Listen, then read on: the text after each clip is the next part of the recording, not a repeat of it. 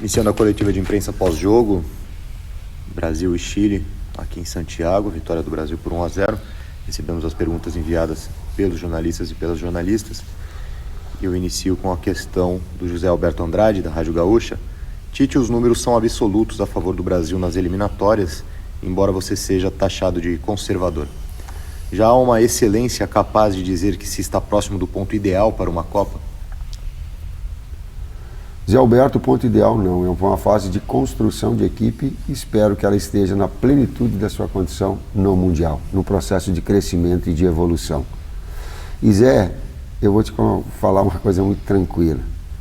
Tem muitas pessoas que eu represento, que elas se enxergam em mim com a minha busca de aperfeiçoamento profissional, com o meu lado ético, com o meu lado de educação ou não educação, sabe, com o meu estilo, e elas se identificam comigo.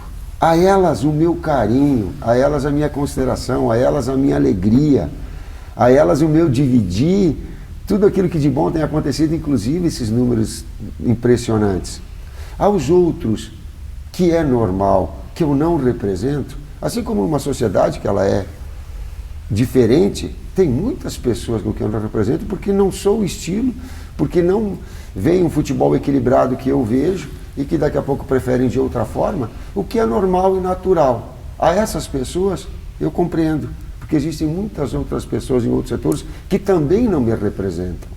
Então eu tenho que ter a naturalidade e o conhecimento de compreender essas situações todas. Questão enviada pelo Guilherme Azevedo, Placar. Tite, até então esse foi o primeiro jogo em que o Brasil teve consideravelmente menos posse de bola do que o adversário nas eliminatórias. Para a partida de hoje, qual estratégia foi adotada para dominar o Chile, mesmo sem a bola? Foram situações diferentes. Primeiro e segundo tempo foram bastante diferentes. Falo do primeiro tempo, o Kleber depois coloca do segundo. O primeiro tempo, o que a gente trouxe? A gente sabia que o Chile ia fazer um primeiro tempo acelerado, buscando o placar. A necessidade dele dentro da tabela era de vencer. E o que nós propusemos? Uma marcação alta no tiro de meta. Então, se tu observar e tu enxergares os vídeos, no tiro de meta nós posicionávamos 3 jogadores para retirar a saída de bola da equipe da seleção do Chile. E essa compactação. Em contrapartida, nós não fazíamos uma pressão média onde a bola está, onde a bola transita, a equipe compactar. Não.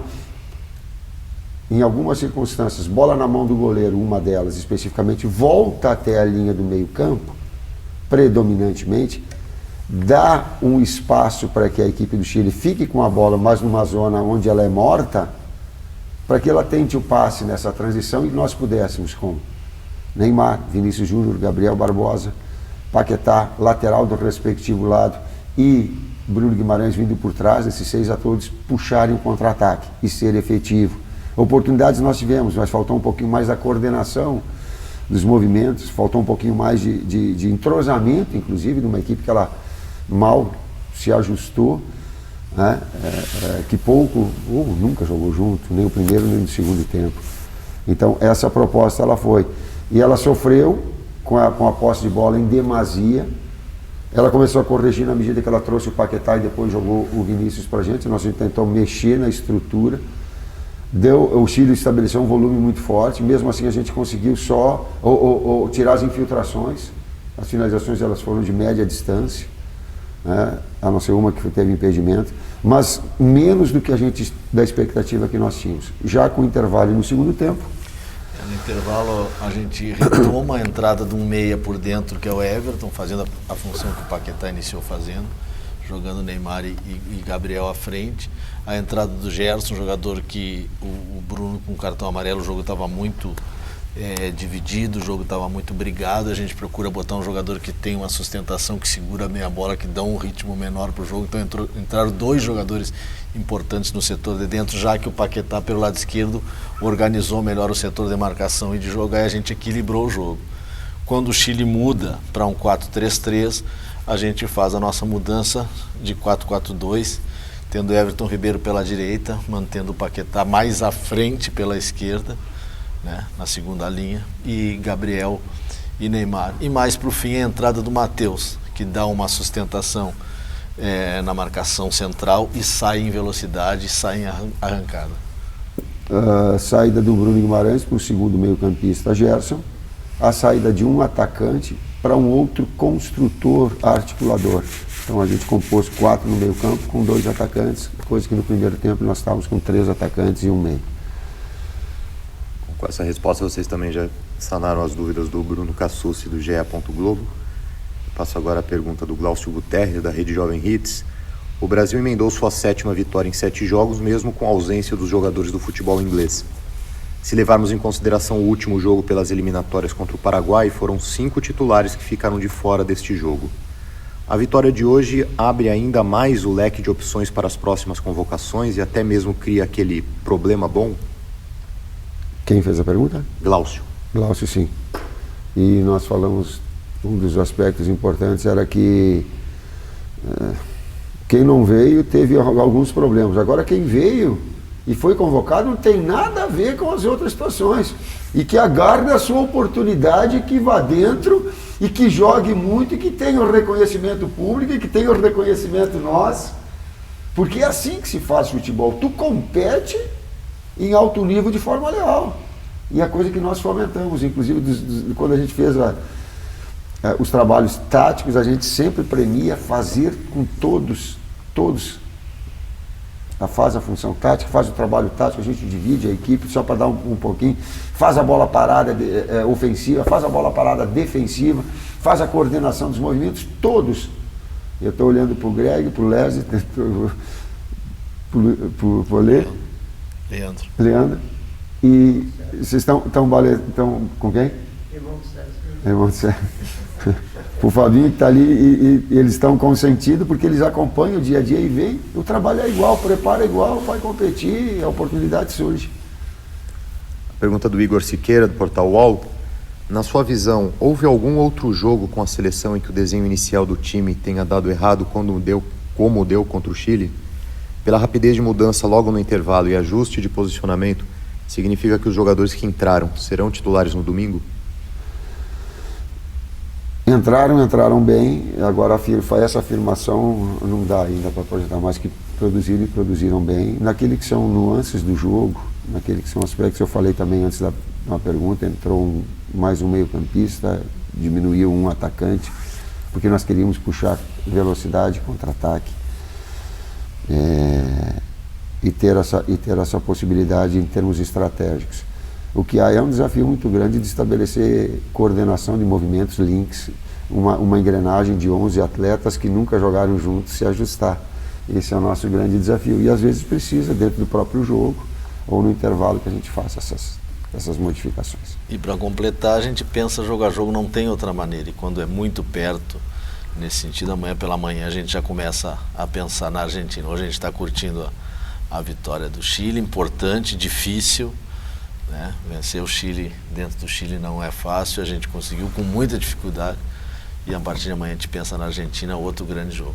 Primeiro tempo com solidez defensiva, segundo tempo de uma forma mais equilibrada, com posse de bola e agressiva. A pergunta do Wellington Campos, da Rádio Itatiaia: como é bom ver nossa safra de goleiros. O Everton mais uma vez respondeu à altura. Às vezes você tem dúvidas em quem escalar? Sim. Deixa eu fazer uma brincadeira. Vamos fazer uma brincadeira, Wellington?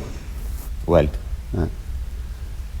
Das histórias da bola, depois eu respondo mais. Nas histórias da bola diz que tinha um massagista na Portuguesa e o time vinha perdendo, e aí ele fez uma brincadeira, disse: pô, tem uma solução para o time não perder mais. Aí o cara falou para ele: qual é a solução? Assim, bota 2 goleiros. No outro dia ele estava no basquete, né? Mas eu fiz isso daí porque nós poderíamos jogar com qualquer um dos 3 goleiros. E agora vem Everson com qualidade, tem Santos com qualidade, campeão na Olímpica, assim, uma grande safra. Dá para jogar com 5. Retranqueiro. Não sou eu, é ele. Retranqueiro não, conservador. O Vinícius Fez Faustino. 7x0 com o Inter no primeiro tempo do jogo contra o Caxias, aí não. Aí tu era o quê? Aí era um... Estrategista. Não, né? Faceirinho. Pergunta do Vinícius Faustino, do Diário Lance. Como avalia a entrada do Gerson, ainda mais após um primeiro tempo tão desafiador para a seleção? É aquela situação que a gente preparou todo mundo e teve a necessidade, o jogo pediu, a gente procurar, o jogo pediu um articulador mais e não um meio-campista. Um construtor, e até porque o Bruno tinha tomado o cartão de trás, num jogo de embate, num jogo físico também, né?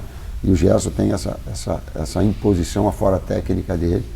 Então o jogo, de alguma forma, nos mostrou e nós tivemos aí o discernimento de estar colocando e os atletas produzirem bem. Pergunta da Monique Danello, TNT Sports. Além do gol, a entrada do Everton ajudou a equilibrar o jogo no meio-campo na segunda etapa. O próprio Everton, na entrevista, considerou que esse foi o jogo mais decisivo dele pela seleção. Como você avalia essa evolução dele nas oportunidades que vem recebendo? Monique, Monique. absolutamente perfeita a tua leitura. Profunda, analítica, criteriosa, observadora, olhando o futebol de uma maneira contextual. Sim, a entrada de um outro meio-campista, ele estabeleceu essa relação de equilíbrio. Claro que o primeiro tempo ia ser mais acelerado, a gente sabia isso do Chile. Mas a ótica e o discernimento de ter mais um jogador de articulação que equilibrasse mais, eu gosto de usar muito a palavra de equilíbrio, são as fases do jogo. Tu tem uma fase defensiva, mas tu tem a fase criativa, tu tem a fase de posse de bola, tu tem a fase de construção agressiva, e ele trouxe, sim. O Everton fez um bom jogo contra o Uruguai, começando por dentro e depois indo para externo, né? Fez a articulação do segundo gol, do primeiro gol, não me lembro. E hoje também, ele entrou por dentro como articulador e depois terminou como externo direito, que é a função que ele faz no Flamengo. Então a gente trabalhou muito ele por dentro, e a função de por fora que ele faz no Flamengo, já trabalhando com a gente também, ele está acostumado, foi decisivo pelo gol, né? Gol importante. Nessa articulação, e tu vê como as coisas são. A ideia de colocar o Vinícius bem aberto do lado esquerdo era para fazer um enfrentamento com o Isla, que não tem a velocidade e o torque, e nessa saída de contra-ataque nós puxáramos e chegáramos na frente.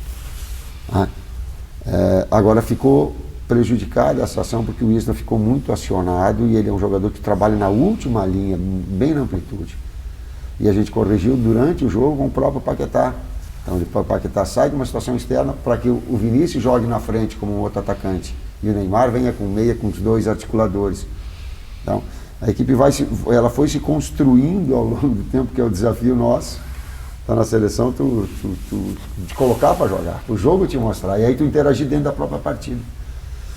As duas últimas perguntas da coletiva, professor. O Guilherme Pradella, Rádio CBN. Sem Marquinhos, ter um zagueiro mais experiente como o Miranda para enfrentar a Argentina pode ser um diferencial?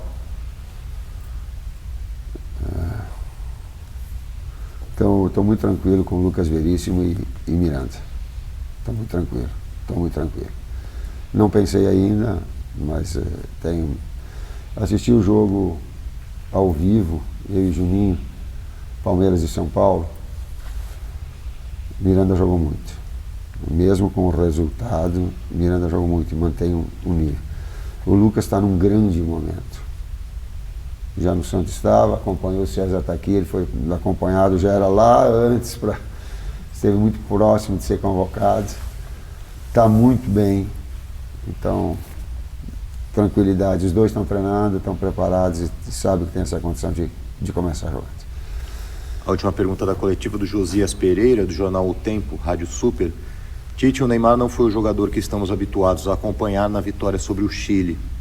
O quanto a questão física de um início de temporada europeia ainda prejudica este momento importante de eliminatórias? O Neymar pode ter um trabalho especial nos próximos dias, mesmo que curtos, para encontrar esse melhor potencial físico? Todos os atletas ficam prejudicados na sua condição técnica no reinício.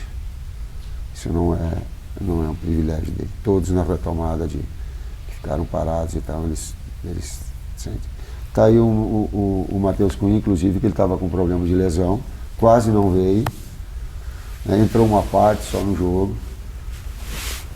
Então todos os jogadores de uma maneira, uns mais, outros menos, A gente tem todo cuidado, o trabalho agora, amanhã, é de recuperar os atletas, né? Hoje, quem não jogou, trabalhou após o jogo, no campo mesmo do Colo-Colo. E sábado, um treinamento só para a gente poder ir para o jogo no domingo. Então, é cuidar dessa parte dos atletas, da recuperação, né? De buscar o melhor deles para que a gente possa ter eles frios para o jogo de domingo, né? Que já está muito próximo. Depois, para o outro jogo, se tem um tempo maior. Muito obrigado, professor. Muito obrigado, Kleber. E um bom trabalho para vocês. Obrigado. Um abraço.